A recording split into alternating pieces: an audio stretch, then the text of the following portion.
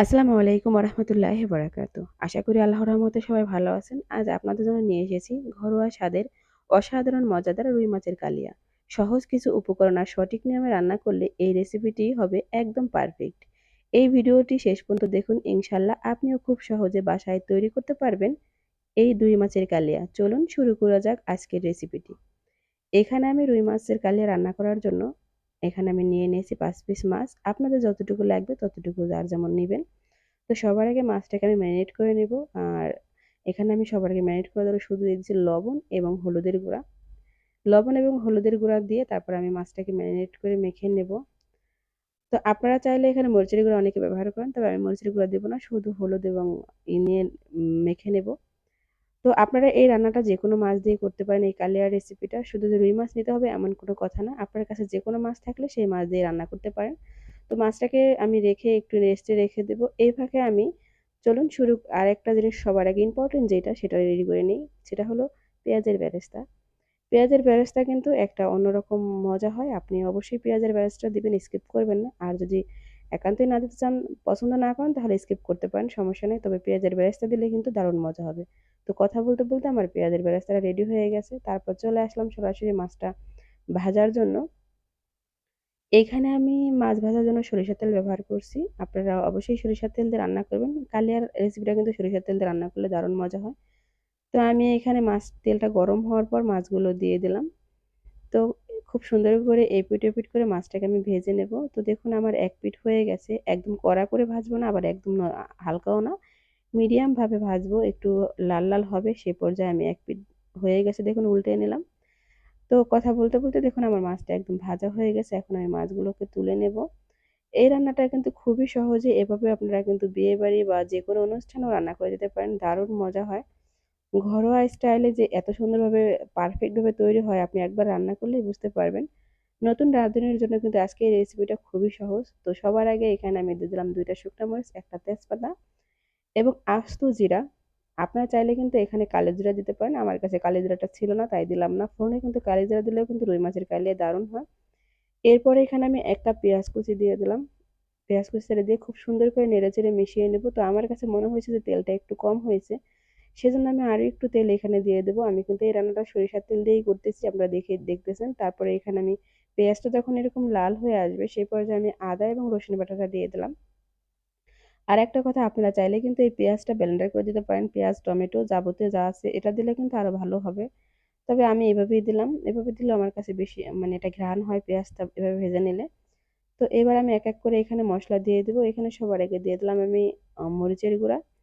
আমি এখানে আমার যে চামচ, এই চামচের 1 চামচ দিয়েছি। এটা খুব একটা ঝাল না মরিচ। আপনারা যদি ঝাল খেতে পছন্দ করেন তাহলে আরো বাড়িয়ে দিতে পারেন।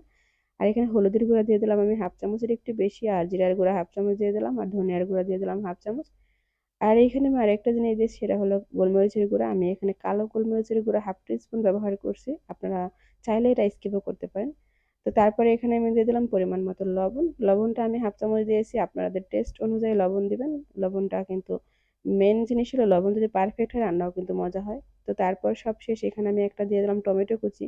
আমি এখানে বড় সাইজের একটা টমেটো কুচি দিয়েছি। আপনারা চাইলে কিন্তু এই টমেটোটা ব্লেন্ডার করে দিতে পারেন। তারপর ঢাকনা দিয়ে ঢেকে দিলাম। তো দেখুন আমার টমেটোটা নরম হয়ে আসছে একদম সুন্দরভাবে, সবগুলো মশলায় প্রায় কষানো হয়ে গেছে, তেল ছেড়ে দিয়েছে। এই পর্যায়ে কিন্তু আমি আগে থাকতে প্রায় 50 গ্রামের মতো আমি এখানে দই ফেটিয়ে রাখছিলাম। তারপরে এখানে দিয়ে দিলাম আমি রুই মাছের কালিয়ায় কিন্তু দই দিলে কিন্তু দারুণ মজা হয়। একটু টকটক হয়, দেখতেও সুন্দর হয়, গ্রেভিটাও একদম ঘন হয়। তো আমি যে বাটিটায় দই ফাটিয়েছি সেই বাটিতেই করে একটু পানি ধুয়ে এখানে দিয়ে দিলাম। তো ঝোলটা আপনারা অবশ্যই আপনাদের পরিমাণ মতো দিবেন।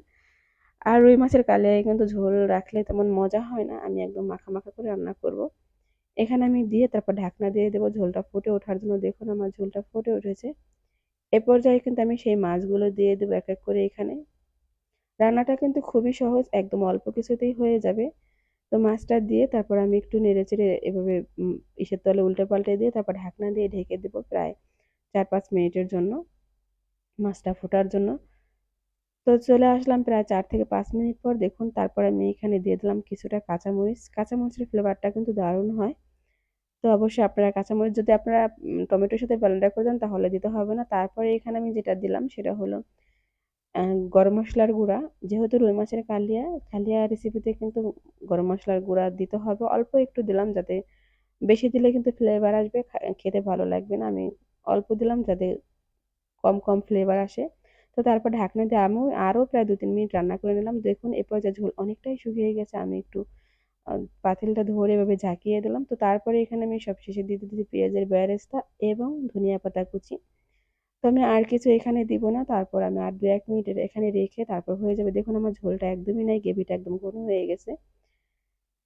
পারফেক্ট ভাবে রান্না করতে চাইলে আমি যেভাবে স্টেপ বাই স্টেপ আপনাদের বলছি, ঠিক এভাবে রান্না করলে কিন্তু আপনার রেসিপিটা দারুণ হবে। সবশেষ যেটা দিলাম এখানে আমি হাফ টিস্পুন একদম অল্প পরিমাণ, যেহেতু আমি এখানে টক দই ব্যবহার করছি, ব্যালেন্সটা ঠিক রাখার জন্য সামান্য একটু চিনি দিয়ে দিলাম। ব্যাস আর কিচ্ছু না। এবার ঢাকনা দিয়ে এটাকে ১-২ মিনিট রেখে দিলাম। তারপর আমি এটাকে পরিবেশন করে নিয়েছি। দেখুন মাশাআল্লাহ, দেখতে কিন্তু অনেক মজা হয়েছে। আর বিশ্বাস করুন খেতে যে এত পরিমাণ টেস্ট হয়েছে আপনাদের কি বলবো। সবশেষে কিন্তু আমি একটু বেরেস্তা উপর থেকে দিয়ে দিয়েছি একটু ডেকোরেশনের জন্য, দেখতে ভালো লাগার জন্য। তো আজকের এই রেসিপিটা আপনাদের কাছে কেমন লাগলো অবশ্যই বলবেন। এই রেসিপিটা কিন্তু গরম ভাতের সাথে, পোলাওয়ের সাথে সবকিছুর সাথেই খাওয়া যাবে। তো রেসিপিটা আর বড় করব না। সবাই আমার চ্যানেলের সাথেই থাকবেন। আজকের মতো এখানেই বিদায় নেব। আসসালামু আলাইকুম ওয়া রাহমাতুল্লাহি ওয়া বারাকাতুহু। আল্লাহ হাফেজ বন্ধু।